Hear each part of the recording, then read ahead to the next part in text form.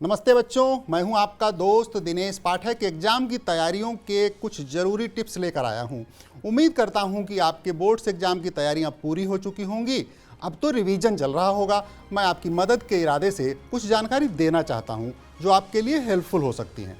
सबसे ज़रूरी बात यह है कि जब आप एग्ज़ाम देने पहुँचते हैं तो पेपर पढ़ने के लिए समय मिलता है। निर्देशों को सावधानीपूर्वक पढ़ें, जल्दबाजी में कुछ न करें।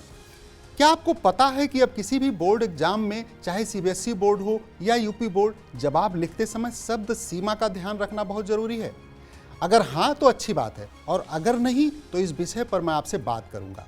यूपी बोर्ड एग्जाम 2023 के शब्दों की सीमा को समझने के लिए हम आपको सैंपल के तौर पर 12वीं के 2 मॉडल पेपर की जानकारी दे रहे हैं। इसके जरिए आपको पता चलेगा कि किस सवाल के लिए कितने शब्दों में जवाब देना है।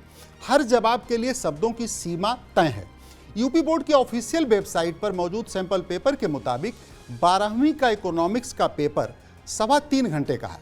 ये पेपर कुल 100 नंबर का होगा। इसमें कुल 27 प्रश्न पूछे जाएंगे। पहले बहुविकल्पीय 10 सवालों के उत्तर में केवल 1 या 2 शब्द लिखने हैं।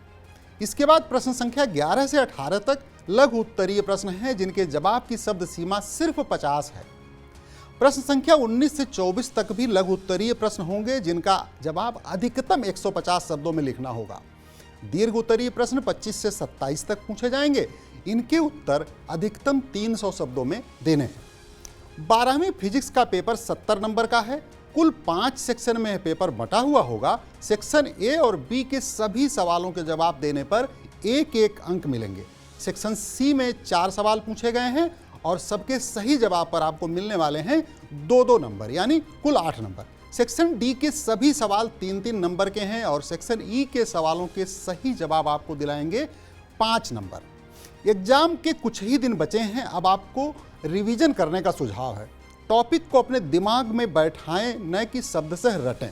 शब्दशः रटने पर अगर आपको 50 शब्द लिखना है तो मुश्किलें आएंगी। संभव है कि आपने जो जवाब तैयार किया हो वो 150 शब्द का हो। डायग्राम की जरूर प्रैक्टिस कर लें, कई जगह ये मददगार होंगे। इसका अभ्यास करना न भूलें, लाभ मिलेगा। उम्मीद करता हूं कि दी गई जानकारी आपके लिए फ्रूटफुल रही होगी। आप तैयारी करें, इधर उधर समय न लगाएं। All the very best for your exam.